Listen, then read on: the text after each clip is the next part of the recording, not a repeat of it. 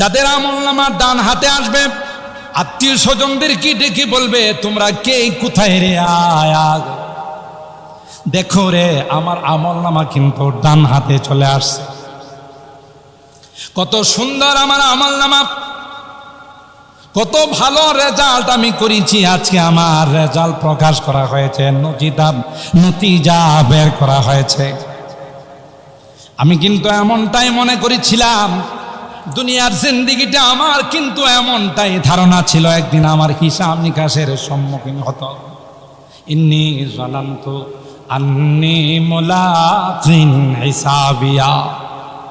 তাই আজকে সুন্দর আমলনামা আমি পেয়েছি। আমার জীবনের কোনো অংশ আমি আল্লাহর নাফরমানিতে কাটাই নাই, আমার কোনো অংশ আমি আল্লাহর নবীর নাফরমানিতে কাটাই নাই, নবীর তরিকার বাইরে কাটাই নাই, শয়তানের ওয়াসওয়াসায় পড়ে কোনোদিন নামাজ কাজা করি নাই, কোনোদিন কোনো গুনার কাজে লিপ্ত হয় না। তাই তো আজকে আমার আমলনামা এত সুন্দর। আসো আসো তোমরা আমার আমলনামাটা একটু পড়ে দেখো, কারণ দুনিয়ার জিন্দেগির সূচনা লগ্ন থেকেই আমার এই ধারণা ছিল একদিন আল্লাহর সামনে আমাকে হাজিরা দিতে হবে। অপরদিকে আল্লাহ বলেন, যাদের আমলনামা বাম হাতে আসবে, ও আম্মা মান উতিয়া কিতাবাহু বিশিমালি ফায়াকুলু ইয়া লাইতানি লাম উতা কিতাবিয়া ওয়ালাম আদরি মা হিসাবিয়া ইয়া লাইতাহা কানাতিল কাদিয়া মা আওনা আন্নি মালিয়া হালাকা আন্নি সুলতানিয়া খুদুহু ফাগুল্লু সুম্মাল জাহিমা সাল্লু।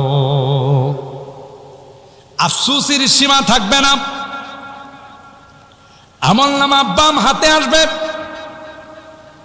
চিৎকার করে বলতে থাকবে, ইয়া লাইতানি লাম উতা কিতাবিয়া। আফসোস কেন আজকে আমার আমলনামা আমার হাতে দেওয়া হলো। আমার আমলনামাটা যদি প্রকাশ না হতো কতই না ভালো ছিল। ওয়ালাম আদরি মা হিসাবিয়া, আমি তো কোনোদিন কল্পনা করি নাই যে একটা হিসাব নিকাশ হবে, জিন্দেগির হিসাব নিকাশ পেশ করতে হবে, এই ধারণাটুকু পর্যন্ত আমার ছিল না। আমি জানতাম না, মাহফিলে যাইতাম না, চিল্লা লাগাইতাম না, কোনো জিকিরের মাহফিলে বসতাম না, কোনো আল্লাহওয়ালাদের সংসবে আমি যাইতাম না। ইয়া লাইতাহা কানাতিল কাদিয়া, হায়রে হায় আফসোস যদি কোনো ফাইসালা না হতো, আমার এই জাতীয় দুঃখজনক কোনো ফাইসালা যদি না হতো। মা আওনা আন্নি মালিয়া, আমি না অনেক বড় শিল্পপতি ছিলাম, আমি না অনেক টাকা পয়সার মালিক ছিলাম, আমি না অনেক ধন সম্পদের মালিক ছিলাম। বুধল বাজারে মার্কেট আমার ছিল।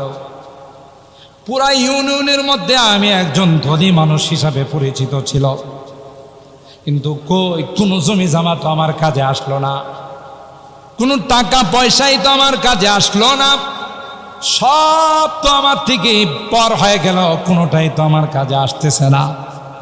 আমি চেয়ারম্যান ছিলাম, আমি মেম্বার ছিলাম, আমি এমপি ছিলাম, আমি মন্ত্রী ছিলাম, আমি প্রেসিডেন্ট ছিলাম, আমি প্রাইম মিনিস্টার ছিলাম, কিন্তু না না কোনোটাই তো আমার কাজে আসতেছে না।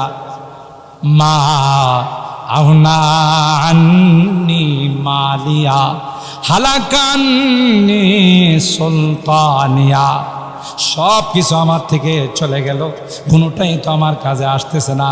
শুধু আফসুস আফসুস করে চিৎকার করতে থাকবে।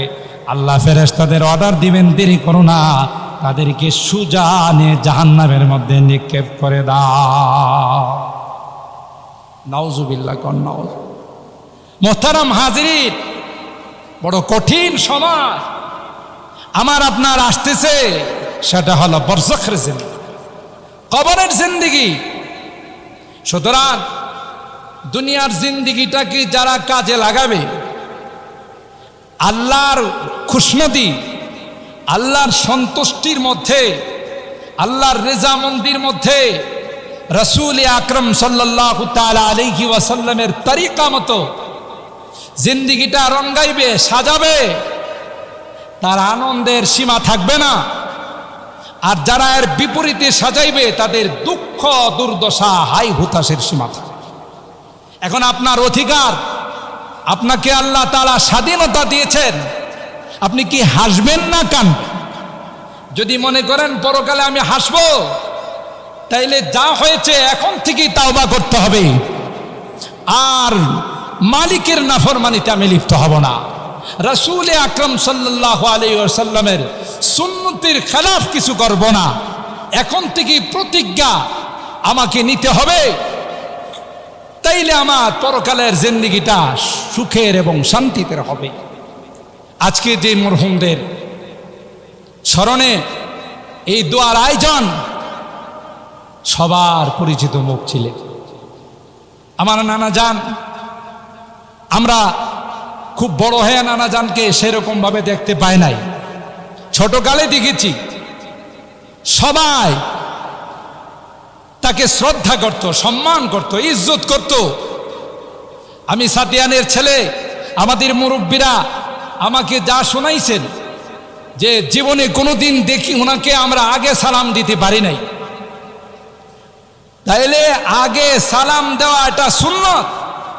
আর যাদের ভিতরে কোনো অহংকার নাই ওরাই আগে সালাম দেয়। সুবহানাল্লাহ বলেন। এই যে একটা সুন্নত আফসুস সালাম, যে তোমরা সালামের রেওয়াজ দাও। আমাদের আকাবের, আমাদের মুরব্বী যারা ছিলেন, আমাদের বুজুর্গানে দিন, তাদের মধ্যে এই সুন্নতের আমল ছিল। মাটির মতো মানুষ ছিলেন, মাদ্রাসার জন্যে, দিনের জন্যে, ইসলামের জন্যে গোটা জীবন কুরবান করে দিয়েছেন। পাশাপাশি পরবর্তীতে তার এই সুযোগ্য সাহেবজাদা, যিনি মাদ্রাসার মালিহাদা মাদ্রাসার প্রতিষ্ঠাতাদের অন্যতম ছিলেন নানা জান, আর হযরতুল আল্লামা মরহুম হাবিবুর রহমান সাহেব রাহিমাহুল্লাহ, তিনিও এই মাদ্রাসার জন্য আমরা যা দেখেছি, এবং দর্শ তাদরিস তালিম তাআল্লুম দ্বীনের খেদমতের জন্য গোটা জীবন ওয়াকফ করে গিয়েছেন। আজকে যে মসজিদে বসে আলোচনা করতেছি, এই মসজিদের জন্যও তার কলবের একটা জ্বলন ছিল যে কিভাবে মসজিদরা সুন্দর করে এখানে কায়েম করা যায়। তাতে আমরা সংক্ষিপ্ত আকারে এটা উপলব্ধি করতে পারি তাদের জীবনটাই ছিল আল্লাহ এবং আল্লাহ রাসূলের রেজামন্দির জন্যে, সন্তুষ্টির জন্য ওয়াকফ করে দিয়েছিলেন। সুতরাং আমরা যদি তাদের মতো এমন পরমুখী জিন্দেগি বানাইতে পারি, পরকালের জিন্দেগি বানাইতে পারি, তাহলে আমরাও সফল কাম হব।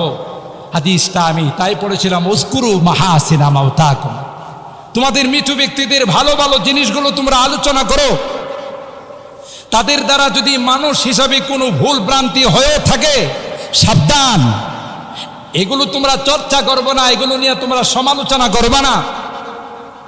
বরং 2 দিন আগেও মেশকাতের ছাত্রদেরকে পড়াইলাম, ফাদাউ হু ইনদাল্লাহ, তাদের কিছু হয়ে থাকলে আল্লাহর কাছে তাদেরকে ছেড়ে দাও। ওমা ইনদাল্লাহি খায়রুল লিল আবরার, নেককারদের জন্য আল্লাহ যা রেখেছেন এটাই সর্বোত্তম, এটাই সবচাইতে শ্রেষ্ঠ। মুহতারাম হাজিরিন, তাই আমি আগেই বলেছি, মাহফিলের আকার আয়তন ছোট হলো, এ মাহফিলে যে সকল হাস্তিরা আজকে উপস্থিত হয়েছেন, অনেক বড় বড় হাস্তি ইতিমধ্যেই আমাদের সামনে উপস্থিত হয়ে গেছেন।